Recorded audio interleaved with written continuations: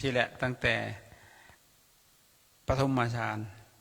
ทุติยฌานตติยฌานจตุตฌานแล้วก็เข้าสู่อรูปฌานทั้งสี่รวมกันแล้วเป็น8เพิ่นเรียกว่าสมบัติอันนี้องค์สมเด็จพระสัมมาสัมพุทธเจ้าเฮาเพิ่นไปฝึกนำอาราลดาบทมาแล้วจนได้สมบัติ7แล้วก็ไปต่อกับโอทกดาบทดามคตอีกตัวที่8เพิ่นเรียกว่าสมบัติ8สมบัติ8คืออย่างสมบัติของการเพ่งที่สำเร็จเพ่งจนเข้าไปแล้วเพิ่นเรียกว่าเข้าฌานนี่หลังจากนั้นก็มาทำให้มันปานียิ่งยวดขึ้นไปต่อยอดก็ได้มาได้อภิญญา5อีกที่แหละมีหูทิพตาทิพระลึกสะทนล้างได้หูวาลจิตของคนอื่น มันเป็นได้อันนี้นะมันบ่ได้เป็นมันบ่ได้เงึดได้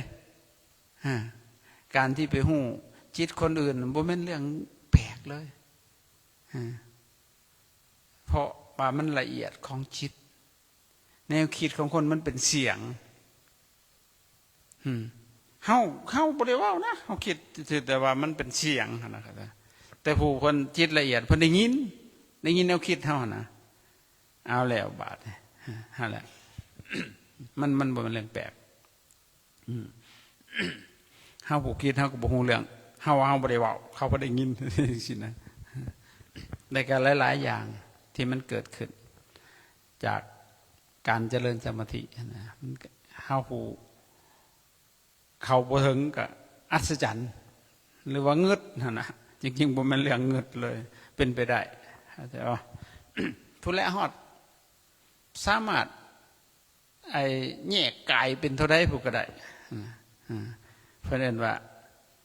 มโนมยิทธิสามารถแปลงกายเป็นหลายๆคนได้สินะแต่ก็สามารถเข้าโตลอยเข้าไปในอากาศผู้ก็ได้เพียงแต่ปิติมันก็เป็นแล้วนะเข้าไปฮอดสู่เพียงขาปิติมันก็โตโยกโตค้อนโตเบาปิติสำนึงกับย่างก็เริ่มจากเต้นไปแล้วมันเบากระโตคือบ่มีกระตนกระโตคือมันเบาสิละเกินมันเกิดปิติมาสัจจานอยู่นะก็ได้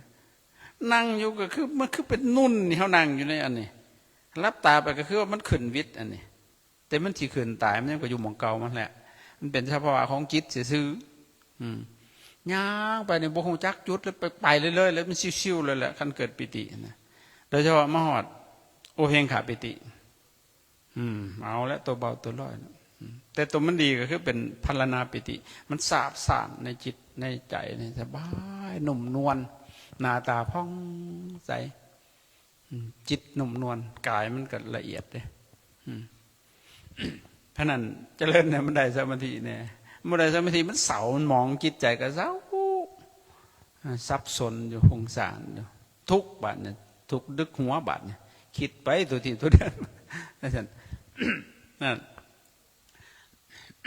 ก็นั่นหลังจากเจริญสมถะถ้ามันไปนะเพราะมันมีของเก่ามันที่ไปเองเขาบอกน้อยเดียวมันที่เป็นขั้นผู้ใดมีของเก่ามันยากได้จะเจริญสมถะนี่ยากถ้าหากว่าบ่มีของเก่าแต่คันมีของเก่าเขาเฮ็ดเล่นๆเป็นหกเป็นทั้งพระอาจารย์มันเป็นกับเจ้าของนะเขาบ่ได้เอาเฮ็ดเล่นๆซื่อเฮ็ดขาเวลาซื่อๆนะเพราะเขาก็สิบวชได้7 มื้อนึงเขาสิสออีจังนะเขาไปเฮ็ดเล่นๆไปซื่อมันพอเป็นบาดเนี่ยนะมันเป็นมันอัศจรรย์มันคือคักมันเฮ็ดมันเป็นไปเรื่อยๆบาดเนี่ยเห็นบ่แต่มันดีที่เฮามีครูบาอาจารย์คันบ่มีเขาก็เป็นพี่บ้าแล้วเขาก็ลายมักใหม่เลยแหละมันเป็นแต่พอมันเป็นแล้วเขาน้ำบาดนี่บางทีเฮ็ด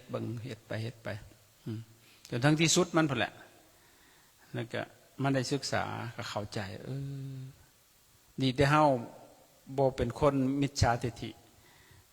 เป็นคนที่มีสมาธินะบ่เป็นคนหัวดื้อคันหัวดื้อจะตายเลยบ่มีแพ้เอาอยู่เลยพระนี่นะ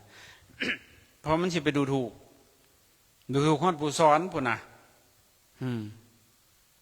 เพิ่นสอนพอเพิ่นศึกษามาเนาะปริยัติแต่เพิ่นปฏิบัติมันบ่เป็นมันบ่เกิดขึ้นกับเพิ่นบ่แม่นสิเป็นได้ทุกคนไหน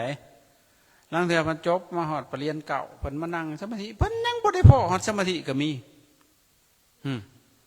นั่งเพิ่นก็นั่งคิดไปตามภาษาคนนั่นแหละเนาะมันบ่ตายมันก็คิดเนาะจิตนี่มันบ่ว่างจากอารมณ์ใดเขาหน่อยคือลิงนี่ผู้เจ้าคนเปรียบโอ้ว่าเพิ่นว่าเปรียบอันไอ้หูมน้ำกันหาเนี่ยนะเพิ่นเปรียบท่านเปรียบเหมือนอันฟองน้ำเพิ่นว่ามาหูเปรียบอันคือกันกับฟองน้ำเพิ่นนะหูบเนี่ยฟองน้ำมันบ่มีสาระแกนสารนี่เราจับมันก็สลายเนาะมันบ่เห็นบ่ฟองน้ำเฮาเรียกว่ามันมีเนาะเป็นตัวบวกเลยนะเฮามือส่วนมึงได้สิมีหยังแม่นบ่ว่านั่นแหละเพิ่นเปรียบมันรูปขันธ์เนี่ยเปรียบมันฟองน้ำจับมาแล้วก็สลายไปเลยบ่ได้มีหยัง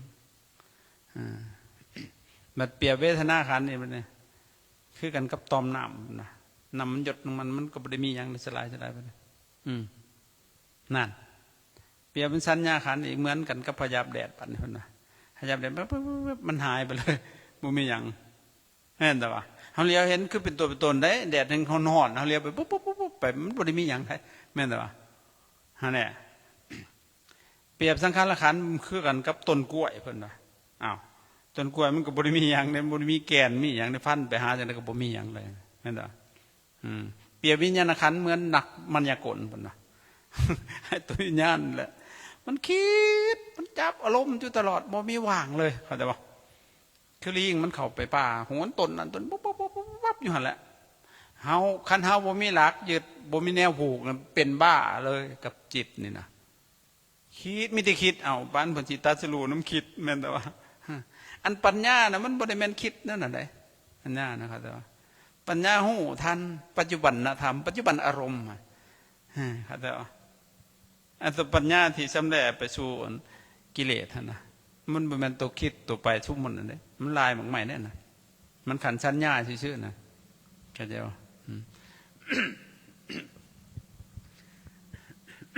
นั่นแหละแต่ว่ามันลายไปแต่พอฟังความครูบาอาจารย์ปฏิบัติมาหอดจุดหนึ่งมันสิกินเจเว้ยอาจารย์สิกินเจมันบ่ฮู้เจดอกมันขี้เดียด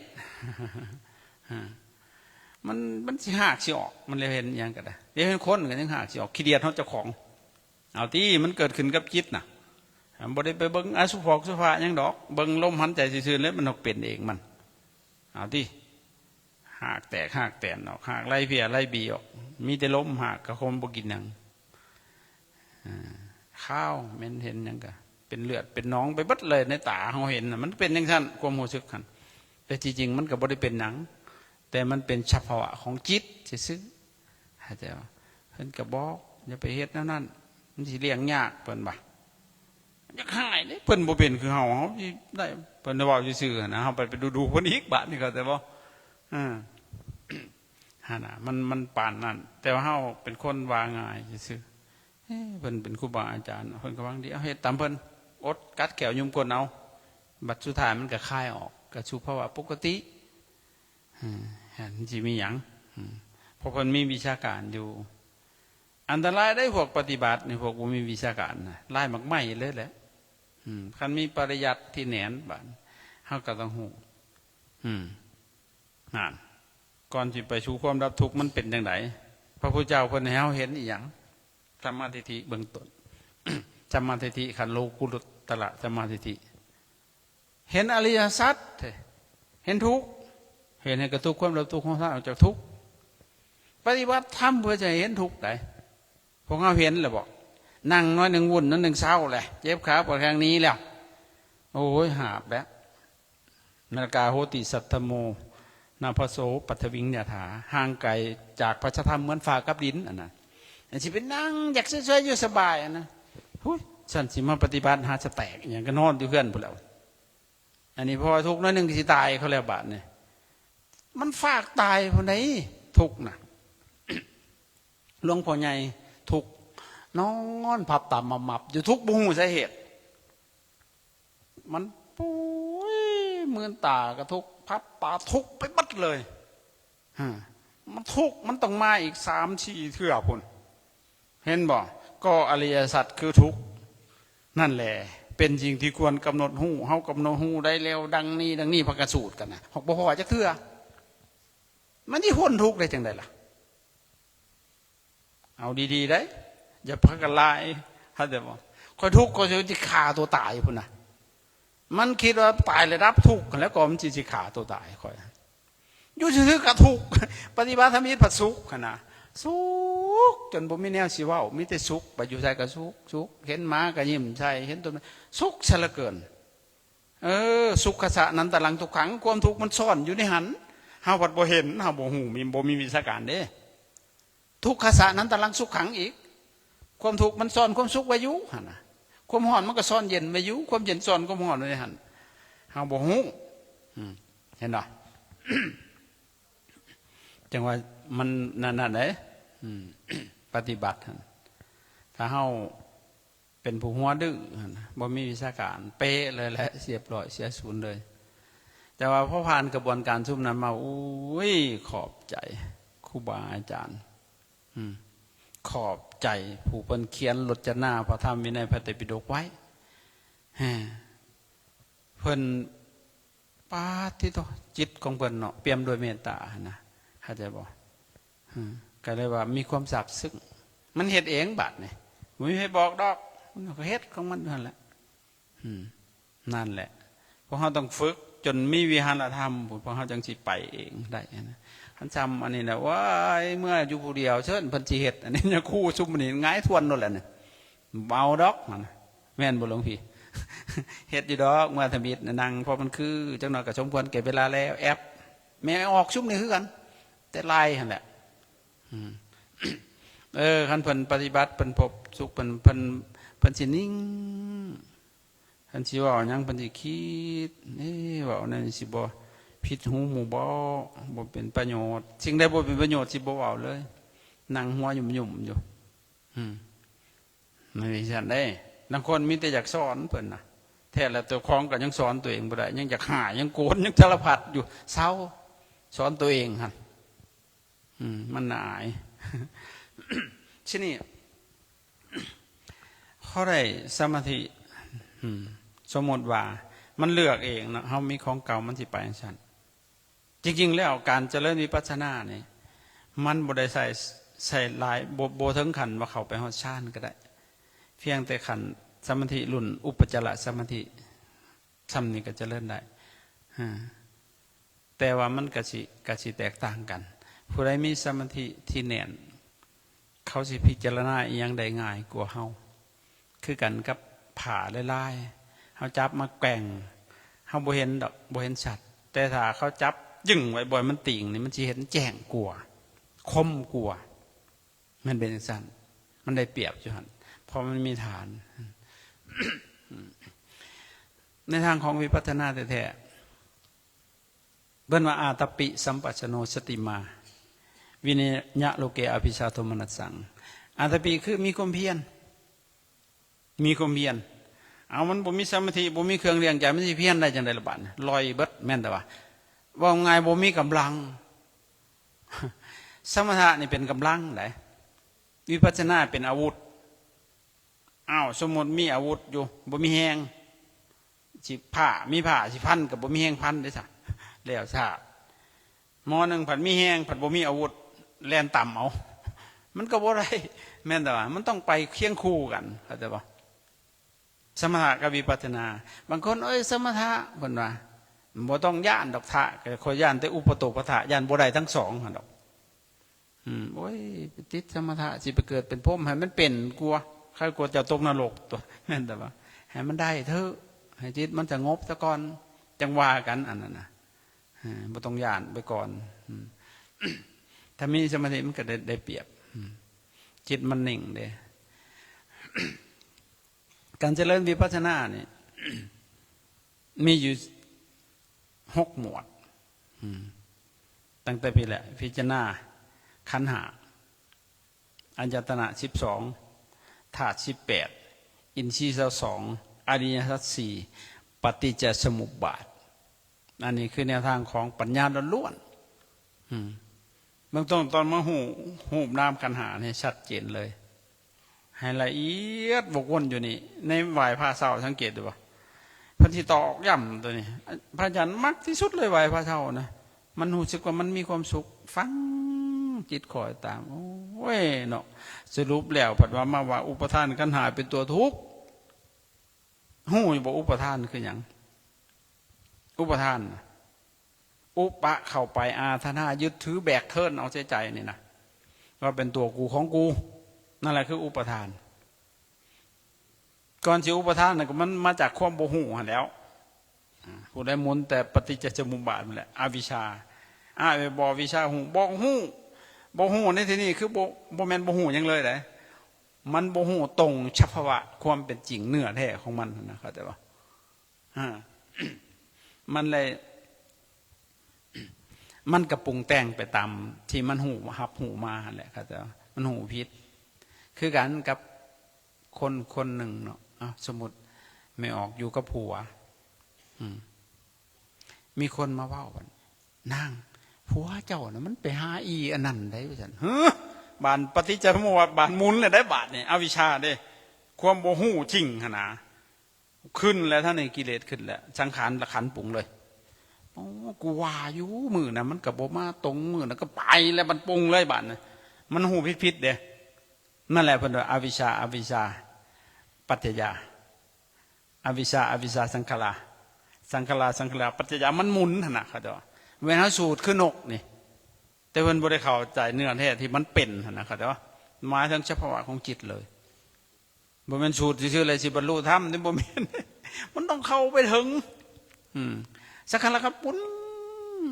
สังขารก็ทรงต่อให้เกิดวิญญาณได้วิแปลว่าแจ้งญาณแปลว่าเห็นแจ้งในเนื้อหูนี่ถ้าแจ้งทั้งตาเด้มันก็เป็นอย่างจักขุวิญญาณังธาตุยาตั้งนั้นสิสูตรกันนั่นเองเข้าใจป่ะแจ้งทั้งหูได้โสตวิญญาณังทั้งหูดังได้จ้ะขณะทั้งนี้ในชิวหากายะมาทั้งใจได้มโนวิญญาณังธาตุยาตั้งได้บัดเนี่ยหมุนติ้วเลยฮะเข้าใจป่ะนั่นแหละสังขารทรงให้เกิดวิญญาณพอสังขารมีวิญญาณจึงมีวิแปลว่าแจ้งวิญญาณบ่มันเป็นผีเป็นสางนี่เข้าใจบ่ฮะไหนส่งมา แจ้งตามนี่ในหูในดังในมูลนี่เลยอันแจ้งก็ได้ในใจนี่แล้ววิญญาณทรงให้เกิดน้ำหูบเป็นน้ำเป็นหูบแล้วได้บาดเนี่ยเป็นตัวกูของกูขึ้นมาแล้วได้บาดเป็นน้ำเป็นหูบขึ้นเป็นตนเป็นโตขึ้นมาแล้วบาดเนี่ยจากความบ่หูตัวนั้นแหละหูที่พิษนั่นแหละเข้าใจมันก็ทรงมาหันเลยเจ้านอกก็โอ้โบไรแหละพ่อจะขาจะแกงปุระบาดเอาไปย่างไปซีนากันเลยแล้วบาดเนี่ยเอาบางรูปบาดพอมันหูพิษมาได้จ้ะอวิชชาน้ำหุบทรงให้เกิดชลายตนะได้บาดเอาเลยได้บาดชลายตนะขึ้นอย่างไร แดนทางในนี่เพื่อนเอิ้นว่า เครื่องหลับหรือว่าอินทรีย์คือความเป็นใหญ่ตาหูดังลิ้นกายใจอันนี้ความเป็นใหญ่แต่ละทางไผสิมาทำงานห่วมทิมมันก็ต้องเป็นใหญ่ฟังความมันผู้เดียวตามันมีความเป็นใหญ่เรื่องการเห็นสิ่งอื่นมาสวยมันต้องฟังความกูอย่างเดียวมันมีหน้าที่เห็นอย่างเดียวตานี่นะเอาเสียงมาบ่ฮับหูเลยหูคือกันมันมีหน้าที่ฟังเสียงอย่างเดียวเอาหูมากูบ่ฮับหูกูใหญ่ด้านนี้สินะเขาจะบอกอันนี้คือเครื่องหลับเพื่อนอินทรีย์ทั้งนอกได้จ้ะหูเสียงกินรสโผฏฐัพพะธรรมารมณ์อันนั้นเป็น เป็นอารมณ์เพื่อน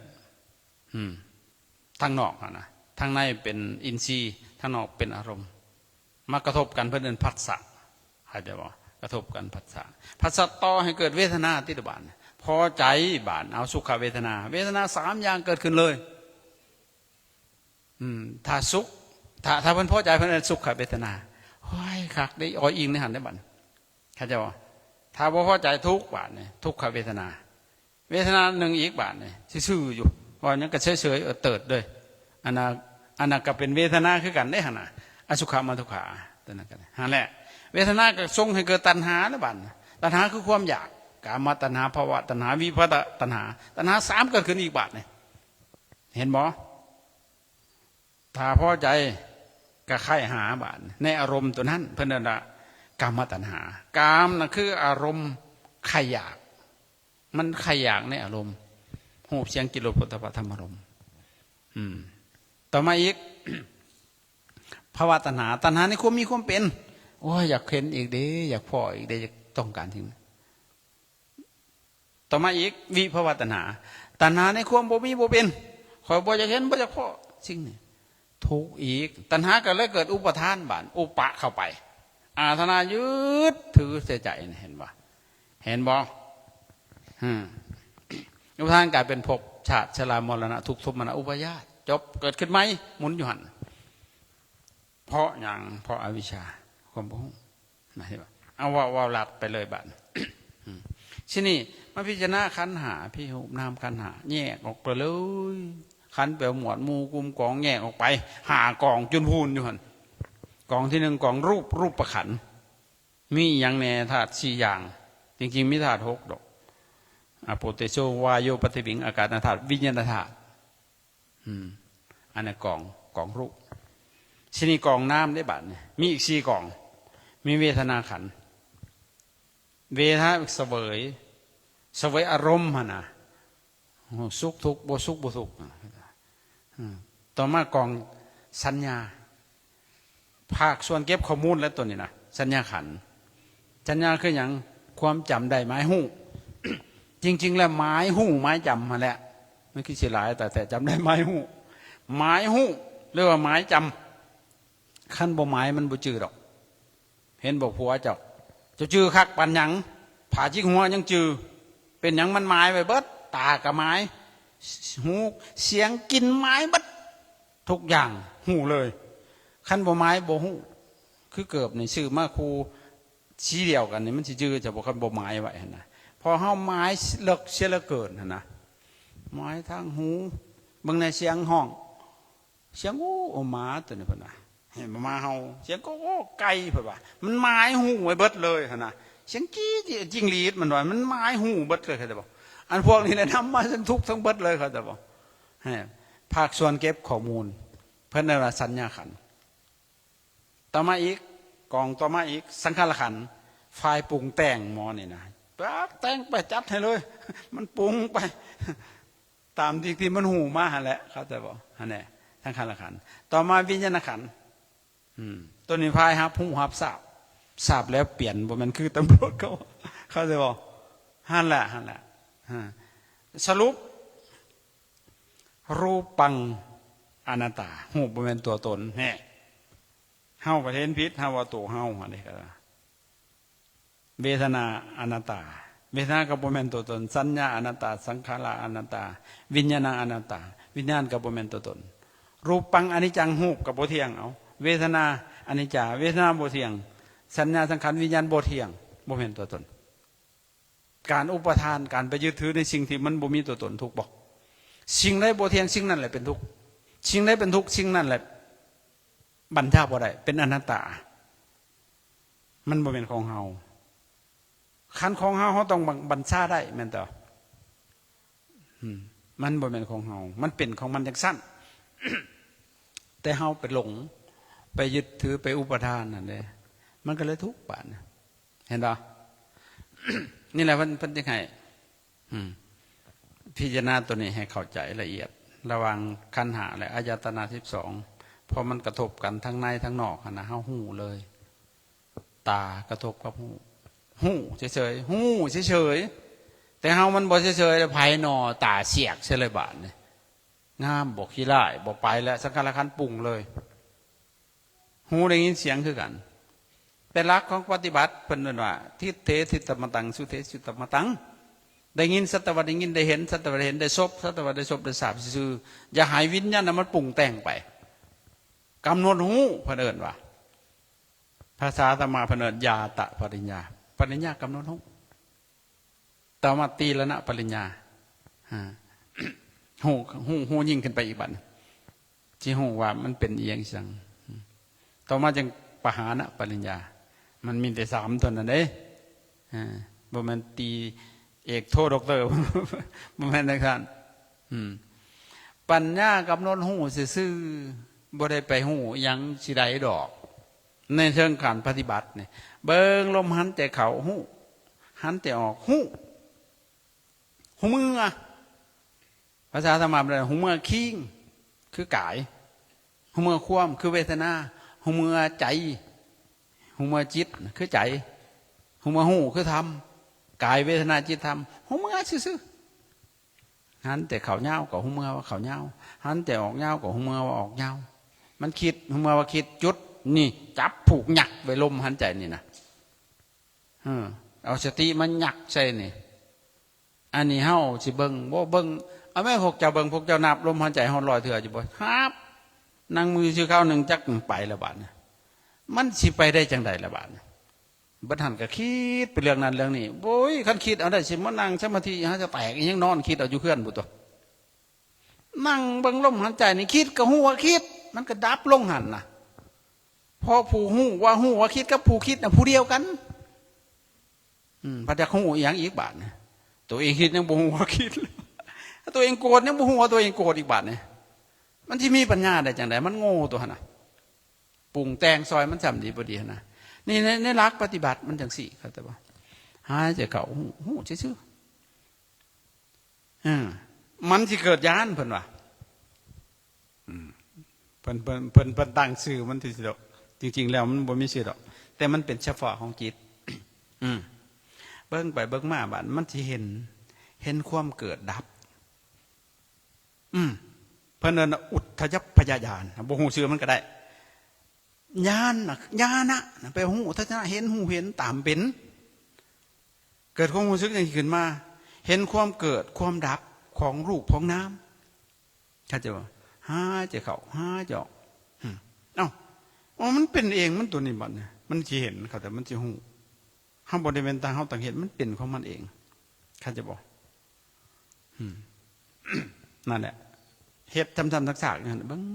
ซื่อๆมันสิเกิดขึ้นกับจิตเข้าใจบ่เห็นความเกิดแต่ก็มันดับไปของหูของน้ำหายใจเข้าจนมันพัดออกออกแล้วพัดเข้าแล้วพัดออกใช่มันไผเหตุให้มันเป็นของมันเองตัวนี่มันสิเห็นจังซี่มันสิรู้สึกหลังจากหันมันไว้เข้าไปบาดพอสิไปเห็นแต่ความดับไปบาดบ่ว่าสิเป็นแนวคิดอิหยังต่างๆมันก็ระงับลงไปเห็นแต่ความดับมันไวเสียเหลือเกินความดับไปของหูของน้ำมันนะจิตใจสิเปลี่ยนบาดนั้นสิหูซึกแบบยันยานเสียววับไปแม้แต่แนวคิดแนวบุรียังต่างๆมันสิเสียวเข้าไปในจิตในใจเลยเพื่อนั้นบะ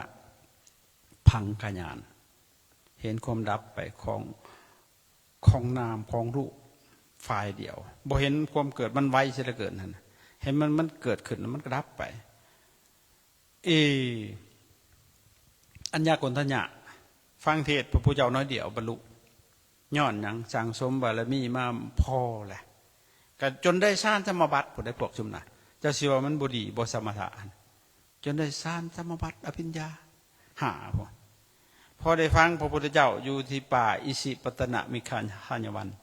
ดังที่เพิ่นตัดสรุปเพิ่นมาแสดงปฐมเทศนาอยู่หั่นโปรดปัญญวคีทั้งหาซึ่งมีอัญญาโกณทัญญาวัปปะพัติยะมหานัมมะอัสสิอยู่หั่นแต่ว่าโกณทัญญาบรรลุก่อนพระเจ้าเทศตัวใดยังกินจิสมุทยังธรรมังสัพพันธังนิโรธธรรมันติธรรมทั้งหลายมีความเกิดขึ้นเป็นธรรมดาธรรมทั้งหลายเหล่านั้นมีความดับไปเป็นธรรมดาเป็นอรหันต์แล้วเพราะเข้าเป็นหนังอรมุนเพราะปัญญามันบกคมนั่นแหละมันเกิดเองมันดับเองเข้าผัดพยายามดับบาดเนี่ยเอาเวลาบ่พอใจกันก็บ่อยากให้ความบ่พอใจนี่อยู่บ่ได้ปานแห้งบ่พอใจตึมบาดเนี่ยเจ้าสิกอดมันไว้กับบ่อยู่ดอกมันดับเองสุขเกิดขึ้นมันก็ตั้งอยู่แล้วมันก็ดับไปทุกข์เกิดขึ้นมันตั้งอยู่แล้วมันก็ดับไปทั้งสุขทั้งดีทั้งทั่วมันดับเองทั้งเบิดเลยเกิดเองดับเอง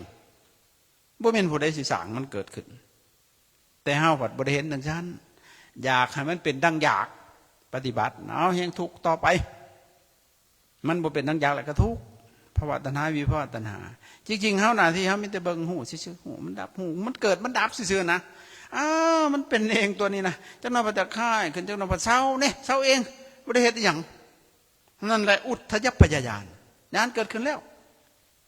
ต่อมาเห็นแต่ความดับไป เพิ่นนั่นพังขยานมันไปตั้งชื่อมันบ่ตั้งก็ได้บ่ฮู้ก็ได้นะแต่ฮู้สภาวะมันเป็นจังซี่หลังจากหันอีกบัด เกิดพยตูปทานญาณขึ้นเกิดความกลัวได้บาดนี้เห็นความแตกดับไปของโง่ของน้ำมันเป็นญาติแบบว่ามันบ่ปลอดภัยแล้วอยู่ในภพใดคติใดก็บ่ปลอดภัยแล้วตายไปเกิดเป็นชัดเป็นยังไงก็บ่ปลอดภัยอีกบาดนี่สิไปเป็นเทวดามันก็แตกดับหั่นนะมันเกิดความญาณเลยบาดมหานิยานญาณนั่งสมาธิอยู่ซื่อก็ญาณบาดค่อยเป็นมาแล้วค่อยจะเป็นบ้าญาณบ่เคยเห็นว่าญาณเกิดมาญาณที่สุดก็คือชุดที่ญาณอยู่ซื่อก็ญาณบาดนี่จนที่เป็นบ้าบาดข้อยก็มีวิธีของข้อยข้อยก็หาที่พึ่งบ่ได้มีไผแก้อารมณ์ให้ข้อยได้มันเกิดนั้นเฮ็ดจังไดจำได้สัญญาหั่นน่ะเพิ่นว่ายืนเดินนั่งนอนพูดคิดทำกิจอันใดกำหนดรู้ตัวเดียวหั่นน่ะญาณนั้นก็จากบ่สิฮู้อยู่กับญาณหั่นไหวจิตมันล้อมปั๊บเรียบร้อยมึงมาโลดประกาศสงครามกับมันเลยมันสิเป็นจังมากก็กูสิอยู่จังซี่ฮู้มันซื่อๆนี่ล่ะอันนี้สิฮู้บ่แล่นเข้าไปเป็นความมันเลยบาดเรียบร้อยกรรมฐานแล่นแต่ตัวบาดป้าเปื่อยแล่นก็มีย้อนเพิ่นหลงเพิ่นหลงเข้าไปในความรู้สึกตัวนั้นแหละเพราะขาดสติอันนี้มหานี่เกิดความกลัวบ่ปลอดภัยแล้วบาดจิตมันโอ้โหย่านแม้แต่แนวคิดนี่คิดชั่วๆนี่ก็ย่านเจ็บของจิตใจบุญสั่นบุญตัวมันสิเฮ็ดได้บ่คิดมันยังย่านแล้วบาดนี่ห่านสิเฮ็ดหยังแนวบ่ดีมันย่านบาดนี่เข้าใจบ่เป็นซั่น มันถูกคัดเก่ามาเด้หลังจากห่างก็สิเกิดงานใหม่ขึ้นมาอีกอาทินวะเห็นโทษได้บาดนี่เห็นโทษทั้งหลายทั้งปวงบ่ให้ปีแล้วจิตใจหันมานี่โอ้ยว่าไปอยู่ไทยคติใดภพใดบ่ได้แล้วสาบ่เป็นการนั่นบ่เป็นคุณแล้วบาดนี่เห็นโทษเห็นภัยเบิดทุกสิ่งอย่างเลยบาดหลังจากเกิดขึ้นมาอีกต่อขึ้นมาอีกถ้าเฮาบำเพ็ญไปด้วยการกำหนดหู้ซื่อๆนี่แหละบ่ต้องเฮ็ดอีหยังมันก็สิเกิดนิพพิทาเบื่อจางคายเบิดจากที่ความยึดมั่นถือมั่นความหักความหยังความหักความหยังจืดจางเลยบาดนี่บ่สุขแล้วบาดมาฮอดนี่เริ่มเบื่อเขาก็คักๆไล่เพียไล่บีบ่ได้บาดนี่มันเป็นจังซั่นหลังจากนั้นสิผ่านตัวนี้ไปสิเกิดตัวใหม่ขึ้นมาอีกกับจิตอีกเกิดอะไรมนจิตุกัมมัญญตญาณไปไหวอีกบัดเห็นโทษภัยหาหนทางแล้วบัดหาหนทางสิออกเชียดจังไดอยากออกอยากหนีอยากรุดอยากพ้นจากสังสารวัฏอันนี้ไปเกิดใหม่นี่ยังสิทุกข์อยู่จักสิพบพระพุทธเจ้าพบครูบาอาจารย์หรือบ่บาดนี่มันสิเอามันเดียวนี่แหละมันบ่ต้องรอมันไกลดอกบาดนี่มันหาหนทางมันบ่ปลอดภัยแล้วเพิ่นเอิ้นว่ามันเกิดญาณก็คือปัญญาแหละเกิดขึ้นน่ะบ่แม่นปัญญาสิไปเห็นไปฮู้หยังดอกบ่ปัญญาสิออกจากทุกข์นี่บ่ในหลักปฏิบัติเข้าใจบ่บ่แม่นโอ้จังซั่นสิหลังจากกับปฏิสังขารญาณพระเจ้าญาณเฮาหลงทาง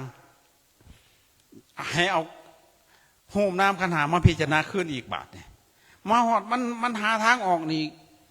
มันหนีได้มันไปบวงไปตัวทีบโลดถ้ามีลูกศิษย์ปฏิบัติมาหอนี่ต้องประคับประคองโลดจังน้อยเขาสิไปถ้ามันเป็นพระเขานี่บกฟังเลยไปเลยถ้าเป็นโยมยังว่ามันสิญาณ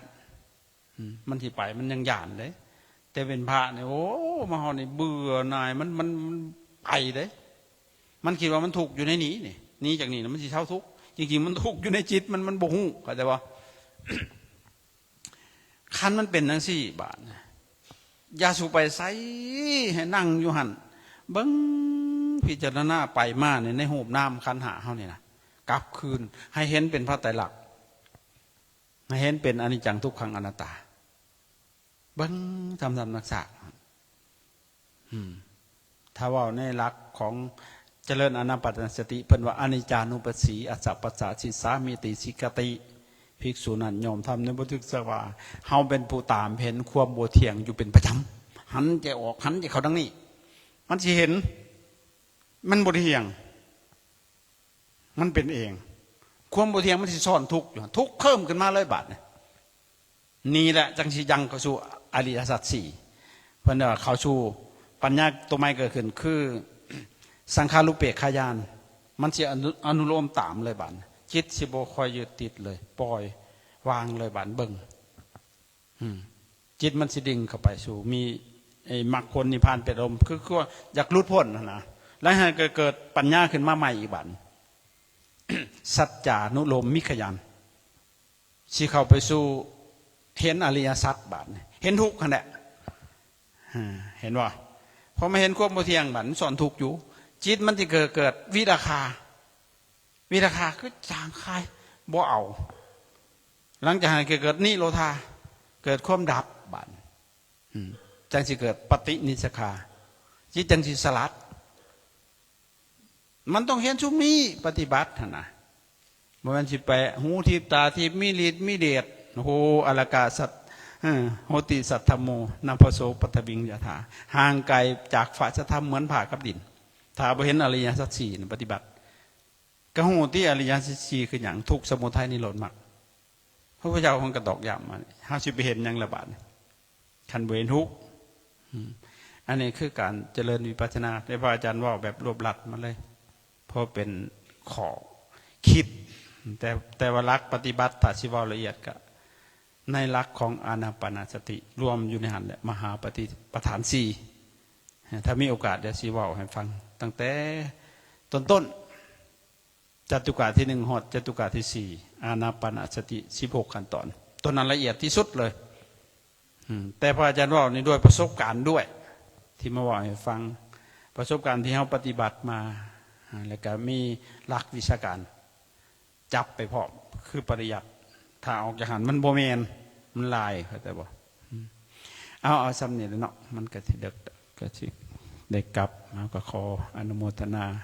นำครูบาอาจารย์เป็นกำลังใจเด้อขน่อยอย่าขี้เกียจขี้ขาดนะเพราะกันเฮ็ดขน่อยห้าบวชมานะขี้ขาดเลยซิกเฮ็ดไปเฮ็ดแนวอื่นนะเฮ็ดอันนี้เข้าใจบ่